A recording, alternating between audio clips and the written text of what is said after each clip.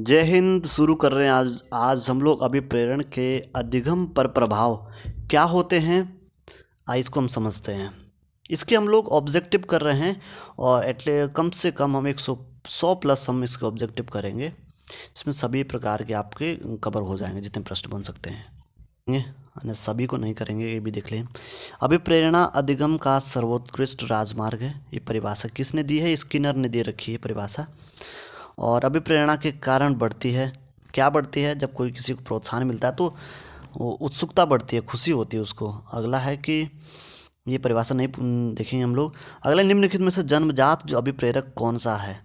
तो जन्म जो हमें जन्म से ही मिलता है, जैसे भूख हो गई, नींद हो गई, है ना, इस प्रकार से। तो इसमें निंद्रा जो है हमारी जन्मजात अभिप्रेरणा है। यानी कि जन्म अभिप्रेरणा का मतलब होता है कि जो इसको इसको दूसरा नाम भी है जन्मजात का, मतलब आंतरिक भी है।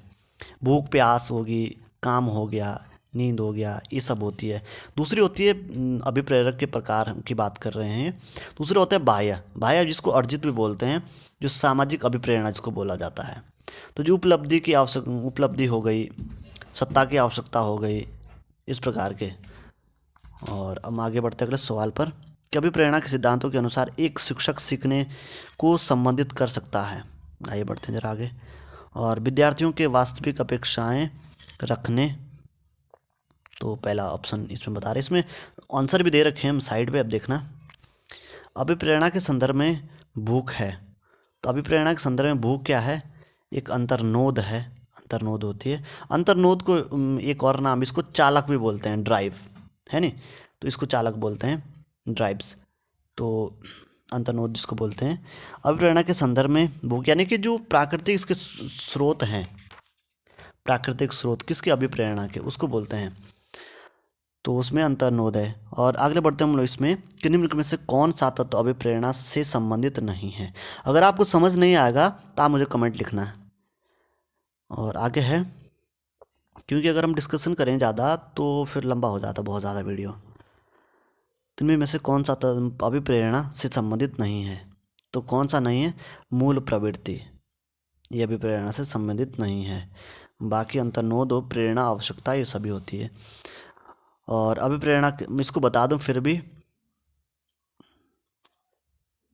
ये बाकी जो तीन है इसमें दे रखे हैं, अभिप्रेरणा, आवश्यकता, अंतर्नोद। तो ये अभिप्रेरणा के स्रोतों में से गिने जाते हैं, जिसमें अंतर्नोद हो गया, मूल प्रवृत्ति होगी, अभिप्रेरणा होगा, प्रोत्साहन, आवश्यकता, चालक, इस प्रकार से। और बाकी जो मूल प्रवृत्ति ये नहीं होती, इसलिए पूछा गया। आगे अगला सवाल है कि अभिप्रेरणा के संदर्भ में प्यास है, तभी हमने देखा था अंतर्नोद। इसमें देखते हैं, हाँ अंतर्नोद ही है इसका सही जवाब। और शरीर की आंतरिक दशा को जो एक विशेष प्रकार के व्यवहार के लिए प्रेरणा प्रदान करती है, चालक, चालना या चालक बोल सकते हैं, जिसको हम लोग बताया गया था अभी, अंतर्नाद। और आगे बढ़ते हैं इसमें कि अभिप्रेरणा से संबंधित व्यवहार का लक्षण है।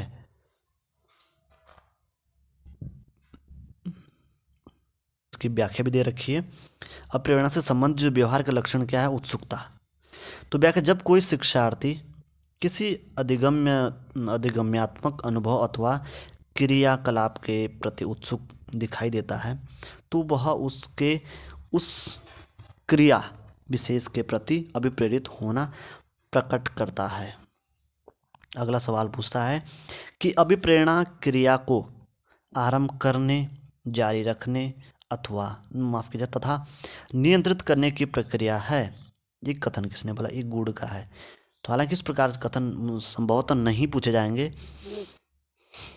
तो कौन सा अभिप्रेरित करने हेतु उचित नहीं है? तो दंड का प्रयोग जो है अभिप्रेरित, ये नहीं है उचित। आप समझ रहे होंगे, आप पढ़ लिया होगा आपने साइकोलॉजी इतनी।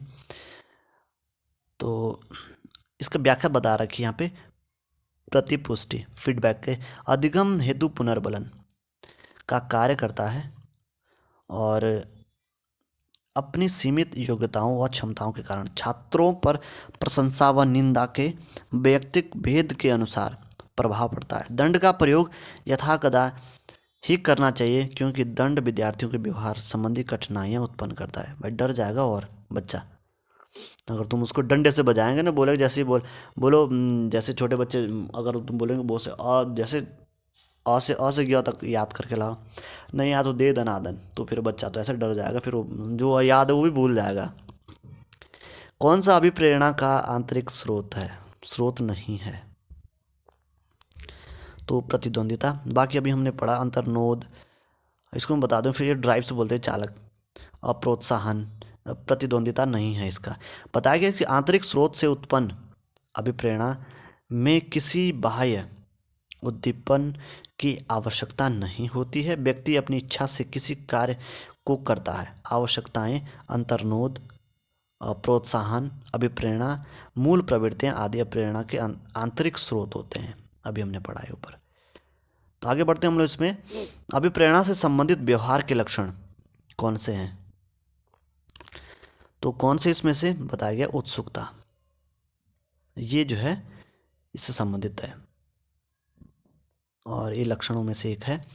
और एक व्यक्ति का दूसरे व्यक्ति से अंतर एक सार्वभौमिक घटना जान पड़ती है। तो टाइलर, ये भी कथन है, इस प्रकार नहीं पूछे जाते हैं। हाँ, ये पूछा जा सकता है कि वैयक्तिक वेदों का अध्ययन तथा सामान्यीकरण किया जाता है तो विवेदात्मक विधि द्वारा। आइए हम आगे बढ़ते हैं। और अगला पूछा है कि अधिगम का मुख्य चालक है। ये बहुत ज़्यादा मोस्ट इम्पोर्टेंट, इस पर स्टार लगा दो, हो सकता है ये छप जाए आपके पेपर में। तो अधिगम का मुख्य चालक क्या है? तो अधिगम का मुख्य चालक अभिप्रेरणा है। आप इसको भूलेंगे नहीं, बिल्कुल नहीं।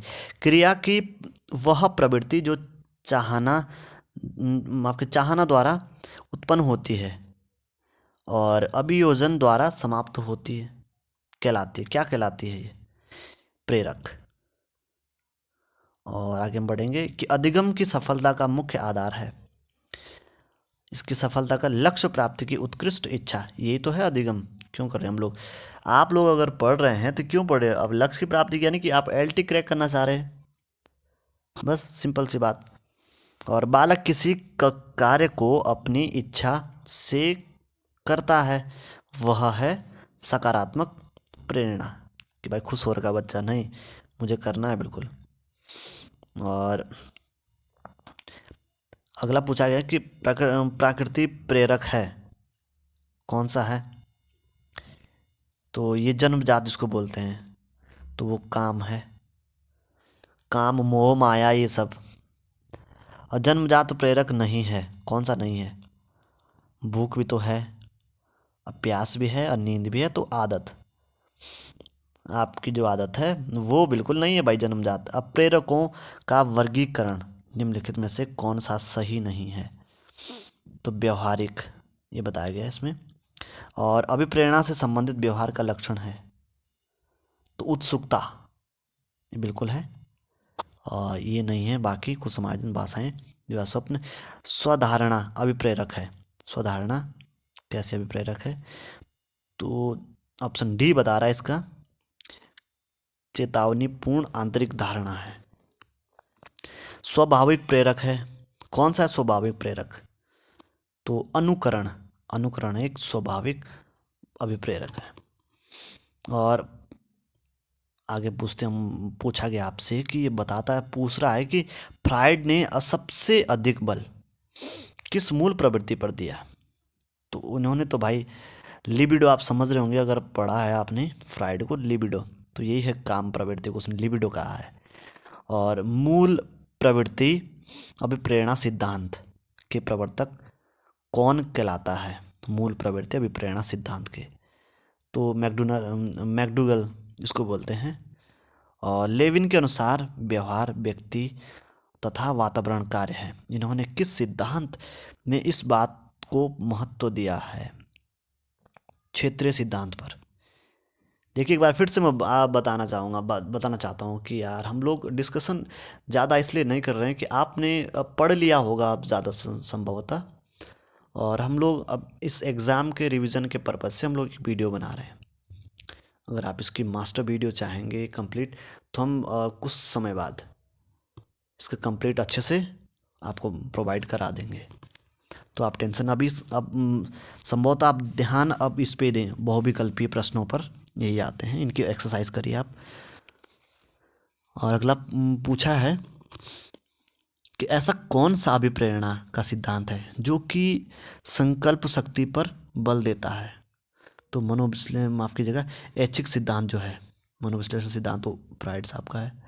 और निम्नलिखित में बाह्य प्रेरक है, तो दंड, आरोप, पुरस्कार, है नहीं, ये सारे जो बाहर के सम्मान, तो ये है बाह्य।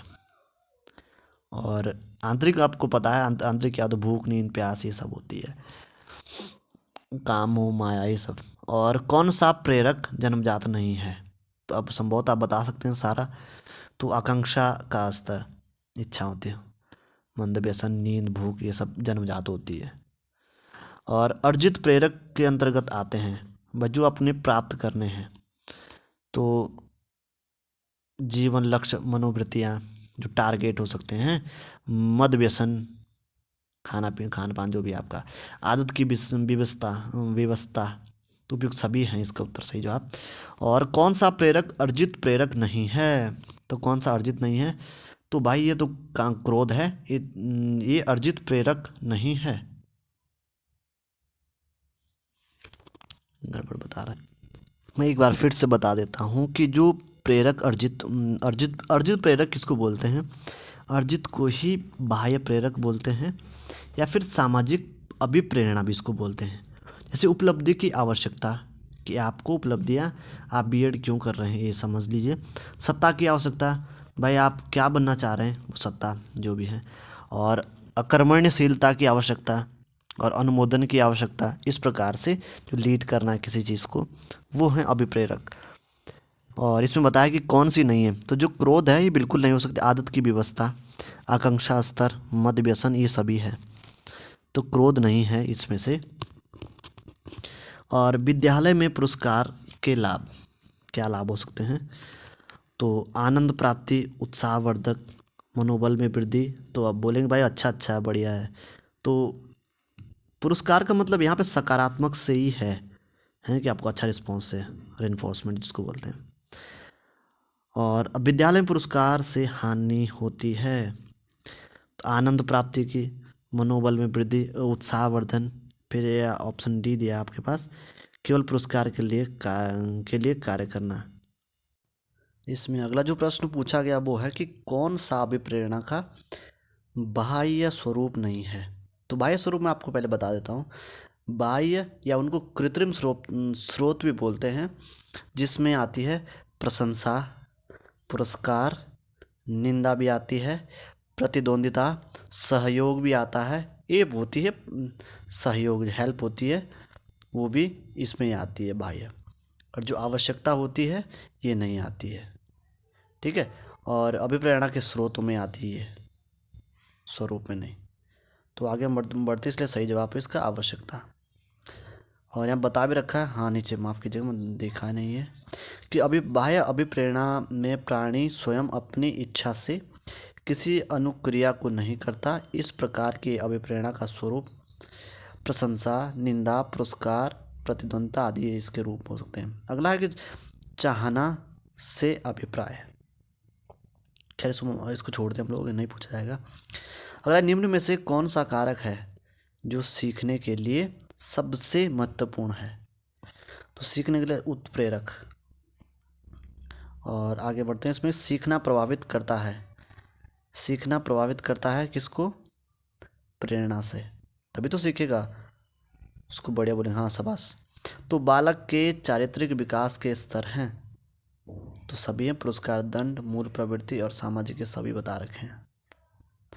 अधिगम का मुख्य चालक कहलाता है, मुख्य चालक क्या कहलाता है, अभिप्रेरणा। और प्राथमिक आवश्यकताएं उदय होती है, यहाँ बता रखा है कि द्वितीय आवश्यकताओं उनसे उनसे उदय होती है। और द्वितीयक।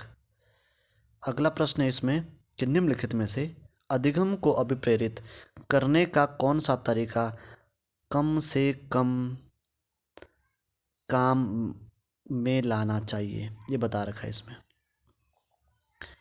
तो अधिगम को अभिप्रेरित करने का कौन सा तरीका कम से कम काम में लाना चाहिए, तो बता रहा है पुरस्कार।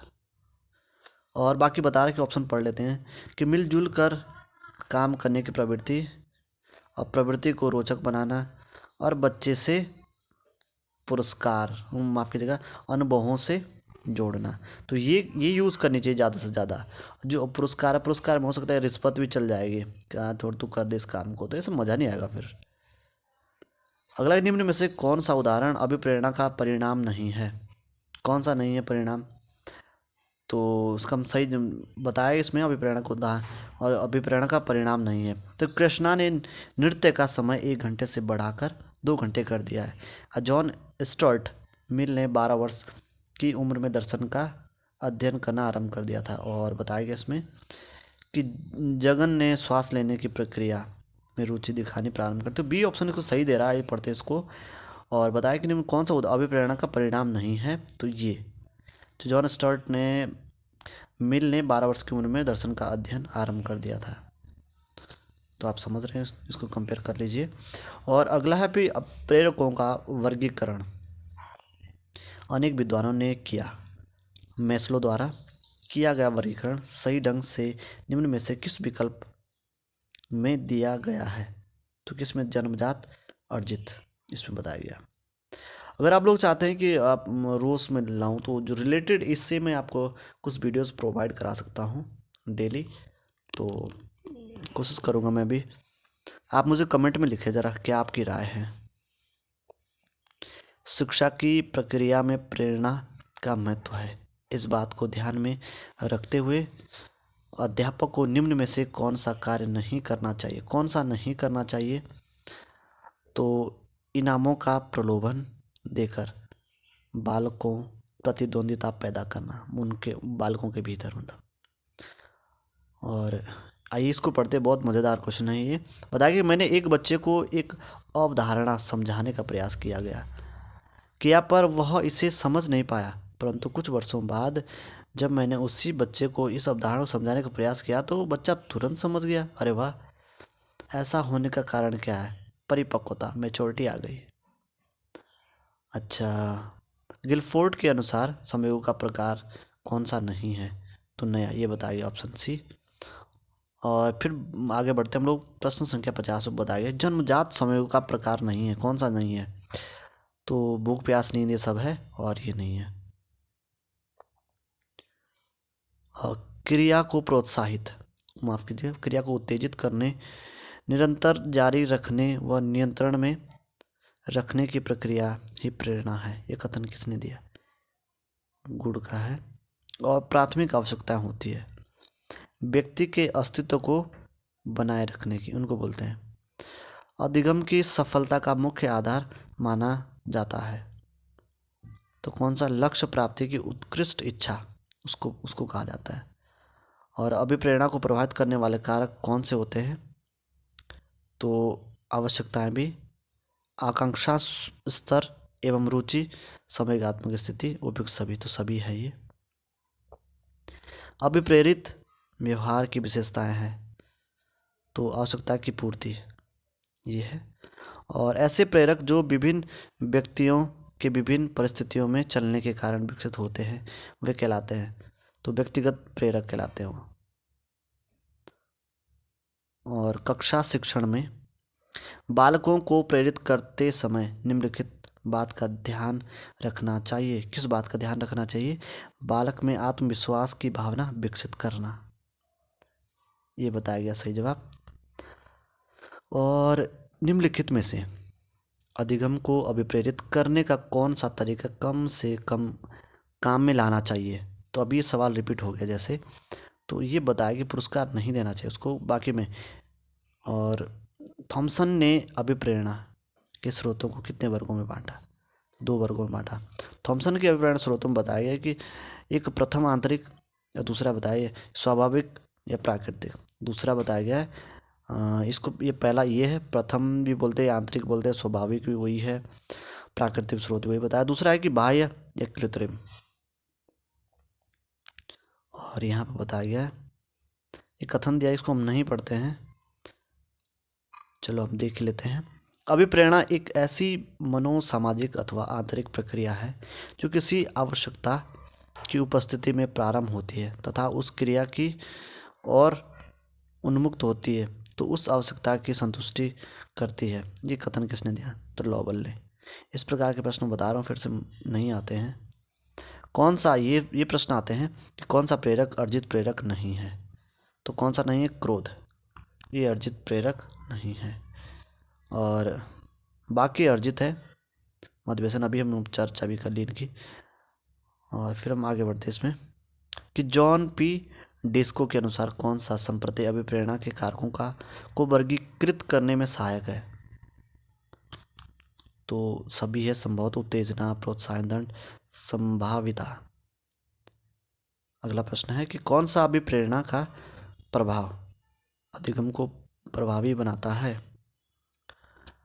तो कौन सा प्रभावी बनाता है? अभिप्रेरक हमारे व्यवहार को निर्देशित करते हैं। अभिप्रेरणा विद्यार्थियों के सीखने में गुणात्मकता बढ़ाती है।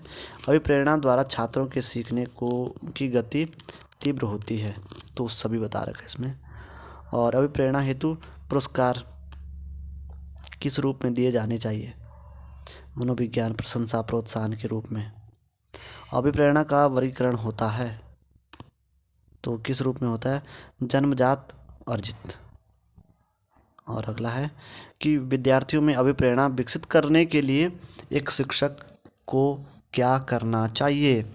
भाई क्या करना चाहिए कि नई तकनीकों, नई विधियों का प्रयोग करना चाहिए, तब अच्छे से सीखेगा बच्चा। अभिप्रेरणा का मांग सिद्धांत ये किसने दिया? तो मैस्लो ने दिया है। और अब प्रक्षेपण विधि द्वारा किसका अध्ययन किया जाता है? बताओ भाई। अचेतन अभिप्रेरण का अध्ययन किया जाता है। और क्रिया को उत्तेजित करने, निरंतर जारी रखने व नियंत्रण में रखने की प्रक्रिया ही प्रेरणा है। तो ये कथन गुण का है। निम्नलिखित में से अधिगम को अभिप्रेरित करने का कौन सा तरीका कम से कम काम में लाना चाहिए? तो पुरस्कारी, बार बार रिपीट हो रहा है प्रश्न, तो इम्पोर्टेंट भी हो सकता है। और बताया गया निम्न में से कौन सा उदाहरण अभिप्रेरणा का परिणाम नहीं है? तो कृष्णा ने, तो हो सकता है कि ये भी दोबारा रिपीट हो गया। और कक्षा में अभिप्रेरणात्मक सिद्धांतों का प्रयोग किया जा सकता है उपलब्धि, प्रेरणा, बुद्धि वृद्धि हेतु। और निम्नलिखित में से कौन सा जन्मजात प्रेरक नहीं है? तो आदत नहीं है, बिल्कुल नहीं। और बताया गया है खालिस्तान में कि को अभिप्रेरित शिक्षण का संकेतक माना जाता है। तो विद्यार्थियों द्वारा प्रश्न पूछने को अभिप्रेरित शिक्षण माना गया, तो ये बाकी नहीं है। और निम्न में से उपलब्धि अभिप्रेरणा पर किन लोगों ने काम किया? तो किसने काम किया? मैकुलेंड और एटकिंसन ने। उपलब्धि अभिप्रेरक के संबंध में निम्नलिखित में से कौन सा कथन सही है? कौन सा सही है? तो सभी सही है, यानी कि उपलब्धि अभिप्रेरक जीवित रहने के लिए आवश्यक है। यदि व्यक्तिगत क्षमताओं की संतुष्टि महत्वपूर्ण है तो उपलब्धि प्रेरक को विकास प्रेरक कहा जाता है। यदि व्यक्तियों के मध्य प्रतियोगिता पर बल है तो उपलब्धि अभिप्रेरणा को सामाजिक अभिप्रेरक कहा जाता है। तो ऑप्शन डी सही है इसका। और कौन सी जैविक आवश्यकता कम ज़रूरी है? तो यौन बताया गया है, तो इतनी ज़्यादा ज़रूरी भी नहीं है। बाकी भूख, प्यास, नींद जैसे ज़रूरी होती है। और उत्प्रेरणा निम्नलिखित का आंतरिक भाग है। तो किसका? अधिगम का उत्प्रेरणा इसका आंतरिक भाग है। ऐसे प्रेरक जो जन्म के साथ ही लेकर आते हैं, अभी हमने पढ़ा, उनको जन्मजात कहते हैं, ऑप्शन ए। और कोई रुचिकर कार्य को कराने के लिए अध्यापक किस तरह से छात्रों को प्रेरित कर सकता है? समय समय पर प्रगति से अवगत कराकर। और आइए इसमें व्याख्या दे रखी इसकी कि अरुचिकर कार्य करवाते समय अध्यापक को चाहिए कि वह समय समय पर छात्रों को उनकी प्रगति से अवगत करवाता है, इससे छात्रों के उत्साह को बढ़ाया जा सकता है। और अरुचिकर कार्य करते समय छात्रों को उचित अवसर पर पुरस्कार प्रदान किया जाना चाहिए। ऐसे कार्यों में छात्रों की आत्म अभिव्यक्ति के पर्याप्त अवसर दिए जाने चाहिए तथा समय समय पर उनकी शंकाओं का समाधान अध्यापक द्वारा किया जाना चाहिए। जन्मजात प्रेरक नहीं है तो आदत नहीं है। और कौन सी विधि से शिक्षण कराने में नवीनता आती है? तो खेल विधि से। खेल खेल में बच्चे सीख जाएंगे। बहुत सारी विधियाँ हैं, जैसे किंडरगार्टन आपने देखा होगा। और व्याख्या पढ़ लेते हैं हम इसकी कि नवीनता व्यक्ति में रुचि उत्पन्न करती है। शिक्षक को शिक्षण प्रक्रिया में नवीनता का समावेश करना चाहिए। विषय वस्तु का प्रस्तुतिकरण विविध रूपों में करना चाहिए, जिससे नवीनता द्वारा उनमें रुचि उत्पन्न हो। ट्रेवर्स के अध्ययन से विदित हुआ कि खेल विधि से शिक्षण में नवीनता आती है, छात्र अधिगम हेतु अभिप्रेरित होते हैं। निम्न में से जो बालक के लिए प्रेरक नहीं है, कौन सा नहीं है? कुसंग, ये नहीं है। अब बाह्य अभिप्रेरणा में समावेशित किया जाता है। बाह्य अभिप्रेरणा में क्या क्या समावेश किया जाता है? तो सभी जो है इसमें वो बाह्य अभिप्रेरणा में समाहित किया जाता है, जैसे प्रशंसा, दोषारोपण, प्रतिद्वंदिता, परिणाम का ज्ञान, पुरस्कार, दंड। और अभी हमने पढ़ा, इसका जिक्र ऊपर किया। निम्न में से कौन सा कथन सही नहीं है? आवश्यकता वंचना की शारीरिक अवस्था है, नहीं है। अंतर्नोद आवश्यकता का मनोविज्ञान परिणाम है। आवश्यकता एवं अंतमोद समान नहीं है, बल्कि समांतर है। मूल प्रवृत्तियां आंतरिक जैविक बल है, तो ऑप्शन ए सही दे रहा है। इसकी आवश्यकता वंचना की शारीरिक अवस्था है या नहीं है। निम्नलिखित में से कौन सा कथन अभिप्रेरणा एक प्रक्रिया के संदर्भ में उपयुक्त नहीं है? तो बताया गया इसमें कि यह व्यक्ति को अप्रिय स्थिति से दूर रखता है। और अभिप्रेरणा वे शारीरिक तथा मनोवैज्ञानिक दशाएं जो किसी कार्य को करने के लिए प्रेरित करती है। कथन किसका है? मैकडूगल का। और आइए आगे बढ़ते हैं। इसमें निम्नलिखित में से कौन सी विशेषता आंतरिक रूप से अभिप्रेरित बच्चों के लिए सही नहीं है? तो वे हमेशा सफल होता है। अभ्यास का नियम, तत्परता का नियम, प्रभाव का नियम, एक प्रतिक्रिया का नियम। निम्नलिखित में से कौन सा सीखने का नियम नहीं है? ये बहुत ज़्यादा इम्पोर्टेंट है। तो अभिप्रेरणा का नियम, ये सीखने का नियम नहीं है। और निम्न में से कौन सी जन्मजात या आंतरिक अभिप्रेरणा नहीं है? तो उपलब्धि की आवश्यकता। अभिप्रेरणा से संबंधित सही कथन इंगित कीजिए। तो आवश्यकता, प्रणोद, प्रोत्साहन, ऑप्शन सी। किशोरावस्था में हड्डियों में अधिक वृद्धि होती है, भुजाओं और टांगों में। और अभिप्रेरणा की व्याख्या जन्मजात मूल प्रवृत्तियों के आधार पर की जा सकती है। किसने कहा था ये? तो ये कहा था मैकडूगल ने। और मूल प्रवृत्तियां बताई गई इसमें कि मूल प्रवृत्तियां कैसी होती है। अरे भाई, ये जन्मजात होती है। अधिगम पर पहुंचाने के राजमार्ग को कहते हैं अभिप्रेरणा। अभिप्रेरणा अधिगम का सर्वोत्कृष्ट राजमार्ग है। कथन किसका है? स्किनर का है। अभिप्रेरणा को अधिगम का आधार किसने माना? सोरेनसन ने। और इसने प्राप्त करने की इच्छा अभिप्रेरणा का संदर्भ में क्या है? तो स्वाभाविक अभिप्रेरक है। और बताइए, क्रिया को आरंभ करने, जारी रखने और नियंत्रित रखने की प्रक्रिया है, वो अभिप्रेरणा है। और अगला है इसमें कि निम्न में से कौन से प्रेरकों का वर्गीकरण गैरट द्वारा किया जाता है? तो दैहिक, मनोवैज्ञानिक और सामाजिक का। और प्रेरणा का स्रोत निम्न में से कौन सा नहीं है? तो आदत क्या है, इसका स्रोत नहीं है। और बताइए, इसमें अच्छा प्रश्न है कि एक विद्यार्थी मेडिकल कॉलेज में दाखिला लेने के लिए कठिन परिश्रम करता है, वह प्रदेश परीक्षा में उत्तीर्ण हो सके। विद्यार्थी रूप से अभिप्रेरित है, तो आंतरिक। और अगला है, किसी व्यक्ति की सामाजिक दृष्टि से स्वीकृत कार्य करने हेतु कौन सी प्रेरणा देता है? तो स्वीकृति प्रेरक, ऑप्शन डी बताया गया इसमें। एक अध्यापक को निम्न में से किस कथन से सहमत होना चाहिए? 105 का बताया गया इसमें। तो बाह्य अभिप्रेरणा तब होती है जब अधिगमकर्ता बाह्य पुरस्कार प्राप्त करने के लिए कार्य करते हैं। ऑप्शन बी सही जवाब इसमें। और बताया कि अधिगम या व्यवहार सिद्धांत के प्रतिपादक कौन है? तो अधिगम या व्यवहार सिद्धांत के प्रतिपादक आपने पढ़ा क्लार्क हल है।